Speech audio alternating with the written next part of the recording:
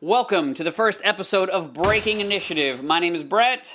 And I'm Rob, and thank you for joining us on this episode. This is the show where we break down our tips and tricks to help you get the most out of your tabletop games.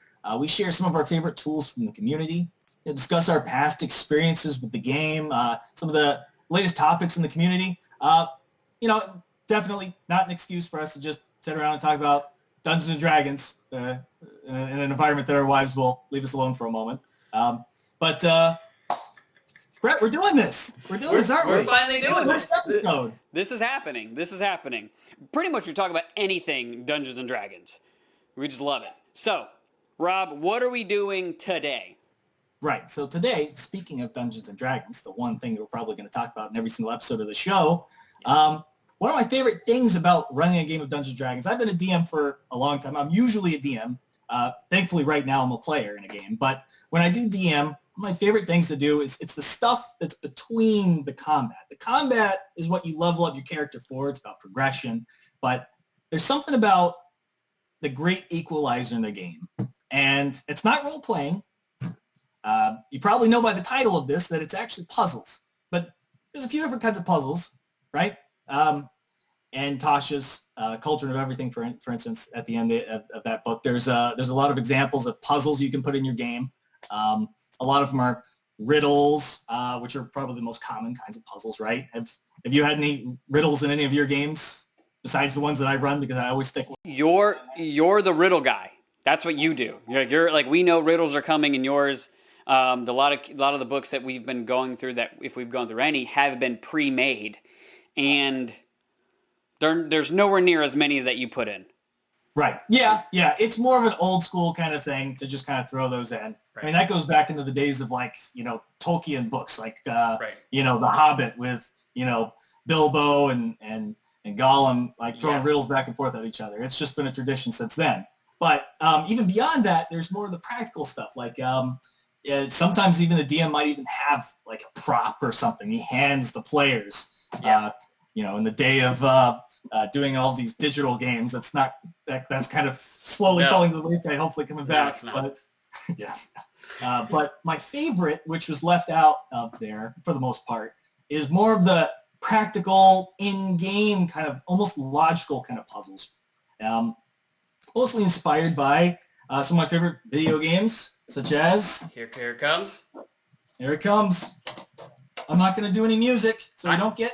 I was about to start doing the music, but then I was thinking, wait, I think I'm off. Nope, that's the wrong song. I was totally off. And so I'm like, I'm not going to do it. Also, we're not sponsored. Yeah. You guessed it, a cheap knockoff of that game that you're thinking of right now. Right, but, there it is. But not really that. It's inspired by. It's inspired by. I did create a character. I created a fighter, sword and board character with a bow. I asked you to make a level 1 character that's loosely based on Link, up to your own interpretation, and you came through, made some... No charisma, right? The guy doesn't talk. Why would he have any charisma? Yeah. That's it. Just sound effects. Tim the Toolman there. That was totally Tim the Toolman. My bad.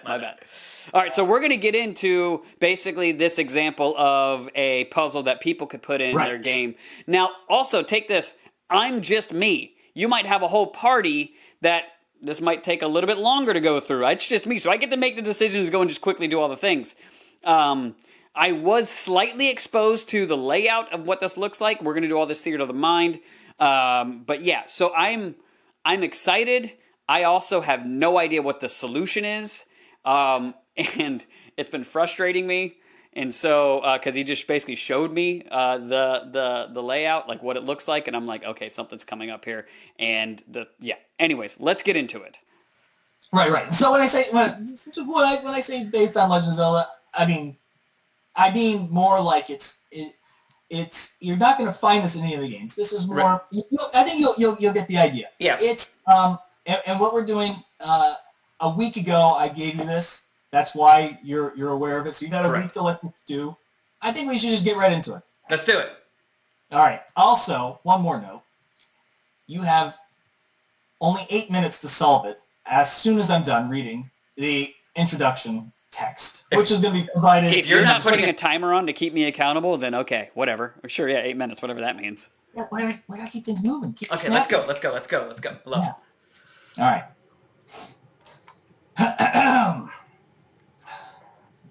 You enter a large, cavernous room filled with water at the center, 50 feet across, leaving 10 feet of dry, rocky floor on both sides of it, and separating you from the north side of the room.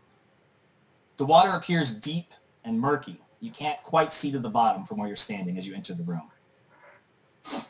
There's a stone door on the far north wall, 70 feet away from where you entered from the south. Next to that door is what appears to be a silver sconce, which is currently unlit. On your side of the room, there's a brass brazier on the ground near the wall, which is already lit, and a strange silver-colored fire that burns brightly is on it. Also, on your side of the water, half pulled up onto the shore, is a wooden rowboat, complete with 2 oars. The rowboat is tied to a wooden stake that is wedged into the rocky floor so it doesn't drift from the shore. The ceiling of this cavernous room is about 15 feet above the water's surface, roughly 14 feet above the dry land on both sides, and has a distinct crack in it that stretches across the center of the room from the east to the west wall. It's about half of a foot wide.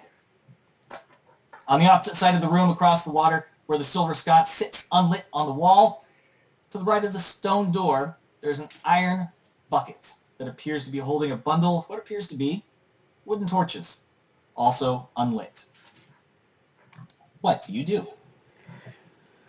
Want to quit. What got me here? Why am I here alone? Where are my friends? Oh, that's right. No, I just woke up, probably from like a millennium. To make up for you not having any friends here, because everybody has that, that friend that's really good at solving puzzles. You have a little knowledge ahead of time, so we'll see. Oh, and I'm starting the timer. That's crap. That's bull crap. I hate you. Okay, so when I first walk into the room, to the right is this silver-flamed thing. Pole Brass with brazier. brass brazier. Okay, and then there's a boat. All right. Yeah. And the flame is kind of hovering, right, above the blaze. Oh, yeah. So you examine the brass brazier, and it's simple in design. It's about 2 feet wide, 1 foot high. Yeah. Firmly attached to the ground, and it's 1 foot away from the wall. And it's firmly attached so it can't be moved. Right. In it is a hot silver flame, which is burning brightly enough to illuminate the entire room. The silvery flame is magically suspended above the brazier. As you got closer, you could see that it's not actually lit by anything. It's not consuming any sort of... Yeah. How is it like bolted to the ground?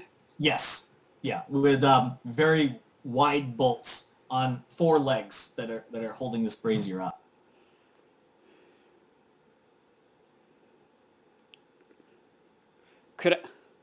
I want to rip it out. Just rip it out of the ground. It's interesting that you want to. Are you going to try? So if I light a torch...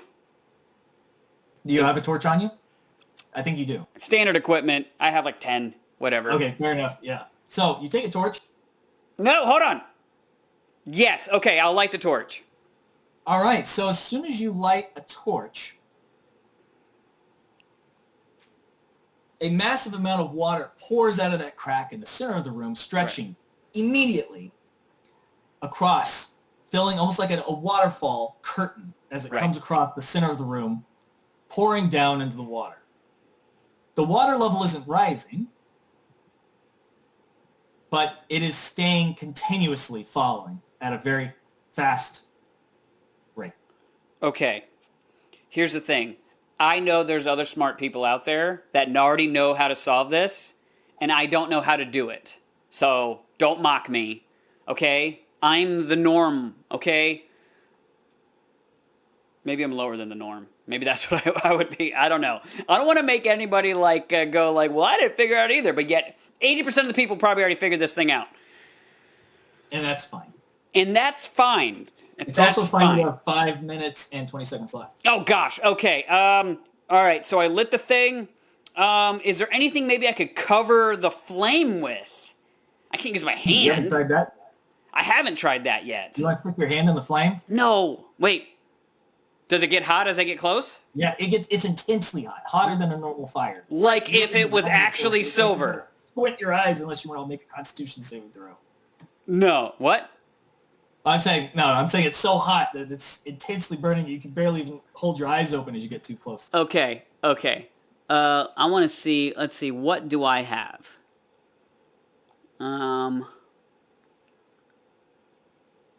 Maybe there's a way to. Hey, what's in cartographer tools? That's a good question. I did not see that coming. Let's find out. Yeah, all those toolkits that kind of come with just like this random assortment of weird stuff, and it's the kind of stuff you don't really quite remember. Tools common. Cartographers. Artisans' tools required a separate proficiency. Okay. All right.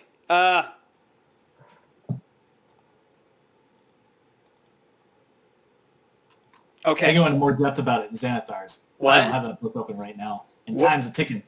Okay. All right. You gotta draw a map of the room? I'm going to... Screw it. I don't have time. I'm gonna douse the flame. All right. The moment you douse the flame, the curtain of water ceases. I'm gonna try and rip the thing up from the ground. No, wait. Can I study the bolts? Maybe there's some way to undo it? Sure. Make an investigation check. 16 plus 1. That is a 17. 17. Wow. That's really good. You're actually able to pull it up just enough that two of the legs start to pop out as you got veins in your neck. But the moment the legs pop up, the flame suspended over the brazier vanishes. What? No, I need that. Can I put it back down on the ground? You put it back down on the ground with all four legs in the spots that it was bolted, the flame comes back. Can I... I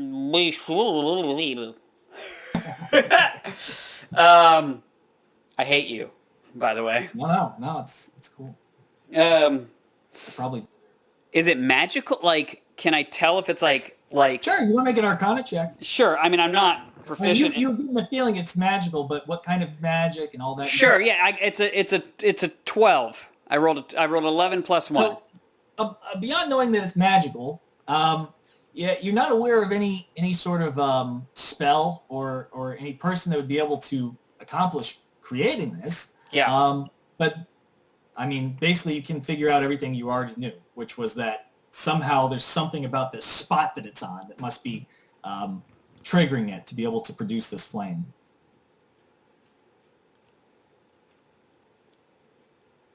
See the wheels turning. What if I cut the pole in half? Pole? Yeah, like the thing, you know, because it's bolted to the ground, Yeah, right? yeah. Does it go like is it like thin and then comes out or something like that? So 2 feet wide and 1 foot high. Oh There's no gosh, real that's pole really ground. thick. That's a trunk of a tree, solid trunk of a metal tree. Yeah, it's the size of a tree trunk. Oh gosh. There's like 4 legs that kind of come and like wrap around down onto the ground. Okay. You still got that unlit sconce on the wall on the other side. You still got a boat. Listen, Yeah, I've there's played one Zelda before. I played Zelda. Obviously, you got to light that sconce over there. I just don't know what or how yet. Okay. There was some sort of what? I'm going to jump in the boat. I'm going to paddle across. All right, and I'm going to assume you also took the stake out of the ground and pulled that rope into the boat. All right, good. Let's go. Yes. Yeah, I did the thing. I did all the things as if I was visually going to it because I've taken boats before. Okay, and you go all the way across to the other side, unable to see to the bottom. Oh, as you cross, you do see that there's a little bobbing light under the water. It seems to be close to the bottom, barely illuminating what it looks like perhaps a skeleton that's sitting at the bottom, like perhaps a humanoid skeleton. And you get to the other side. You're looking at the stone door, the sconce, and a bucket. Did you want to examine anything?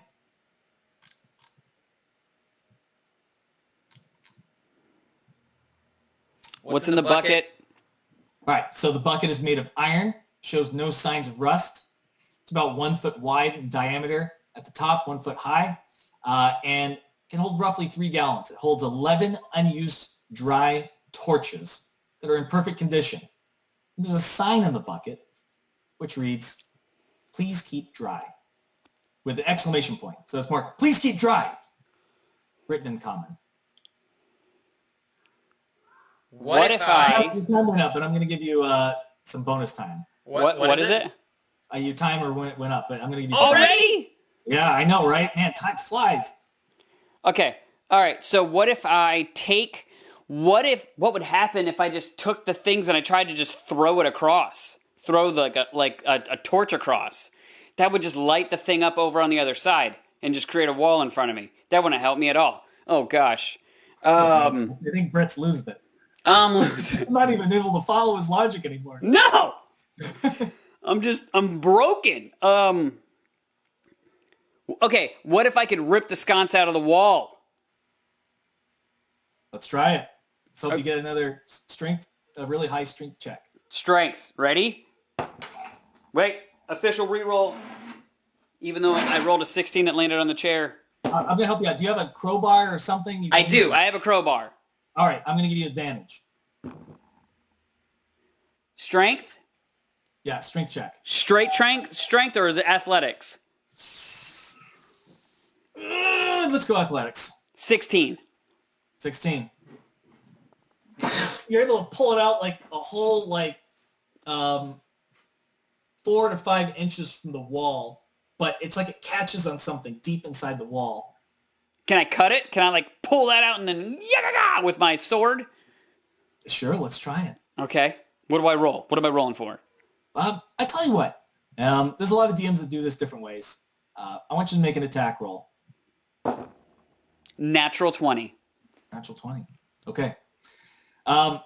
Basically, I make that almost as like a skill check to see how well you're going to be at doing this, to determine how quick it's going to be, right? And how close you're going to get to the best you could possibly do with that. Right. The best you could possibly do with that is absolutely ruin your sword against this as you're clanging it over and over again on this solid metal object.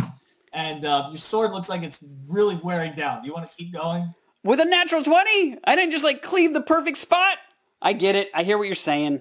Maybe if you had a different item you were using. What? I'll let you keep your check. Is there a hammer or something you got? I had a crowbar. We're going to cut through it. Okay. To pry it, to cut, to get as much damage and then to pry it off? I don't know, man. Boy, you're going at this with the brute force. This is what we all want to do when we play Zelda. We want to just be like, wait a minute, why can't I jump up there? What do you mean I can't? You're right. And in the game of Dungeons and Dragons, yes. You could after completely breaking your sword and then continuing the rest of the way with all of your might and all of your other tools that you have, you're able to actually pull it out of the wall after about 15 to 20 minutes of working at it. Oh my gosh.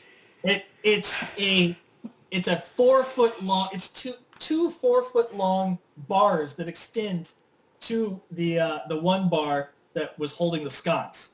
And it was in these different places and stuff, and it's all this bent and twisted metal now. What do you do? I just mutilated this beautiful work of art. Yeah.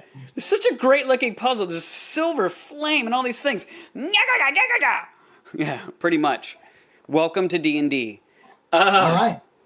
I take the sconce in the boat with me back over the water in the boat, Okay. and I light it up. All right. And you light it. And just like I put in here as a fail-safe for anybody, yes, as soon as you light up that sconce, the stone door on the other side opens. You have no idea how dumb I still feel after doing all of that. Because I didn't solve anything. You rolled a natural 20, man. I did. I rolled a natural 20. Right. All right, so I jump in the boat and I head back over. What's So that? there's a consequence to it too. You see. Yeah, hit me. Your sword's broken, and you're about to go into the next room. Hand axe, bow and arrow. Right. So now you're consuming resources in exchange for doing the solution that I had in mind, or another solution. Right. Right. So, which I think is a really good tip to do, where it's like, of course you want to reward your players, right? Especially if they roll well, but also, like, I love the idea of still having some sort of consequence involved, you know, to where it's like, listen, you're not going to do this right. This was intelligently designed, you know, this specific thing to, you know, for everyone watching, for everyone listening or watching, that wasn't the correct solution that I had in mind, but it still worked. I just want to point that out before we continue. Right. That wasn't like the solution. Like, but I had planned on that being a possible thing for anybody that got desperate enough to freaking rip that thing out of the wall. And I mean, you know, there's still the skeleton in the water. There's other stuff going on. Let's break all that down. I bet you're very curious to hear some of the other solutions. I am extremely curious because he's giving me vague details of things that I've been having to ponder for the last week, and I'm like, I don't know. I know what I'm going to do. I can give you a map of the room. Which, I mean, can we link to the map? I'll give you the link to the map. You going to put that in the description or something? Is that we could do that. We could have like a photo. This whole YouTube streaming, whatever system we're on right now thing. Yeah. Right. So, the solution. A lot of people, including some other people I tested this on before I brought it here, is the first thing that they're going to try after they've thought about it and kind of the wheels have started turning. They Jack Sparrow it. They turn the boat upside down, and they bring the flame under the boat and then swim. That makes total sense. I hate you. But I was planning on you thinking of that, or anybody who's... And what happens is the boat immediately catches on fire if you try that. Because the flame is so hot. It's a wooden boat, and even though the boat's wet, this flame is magically, intensely hot. Sure. So the real solution was to dump out all of the torches, save for one, and hold the bucket up underneath the boat as you go under it with the boat, Jack Sparrow style, across. But it said not to move it. It said don't get it wet. It said please keep dry. Yes. And it would get a little wet. But you said the water was, didn't you say the water was like 15 feet? No, the ceiling was 15 feet deep. Or 15 feet high. How deep was the water? So, the water. Now, the water itself, it's difficult to tell, and I have it broken down on my sheet that I made and to a lot of different perception checks to be able to tell. Right. I gave out a lot of those things just so it'd be a little faster. You could just be like roughly. Right. So, let's see, 15 feet deep, or deeper at the center. It actually turns out with a high check that you can determine that it is 25 feet.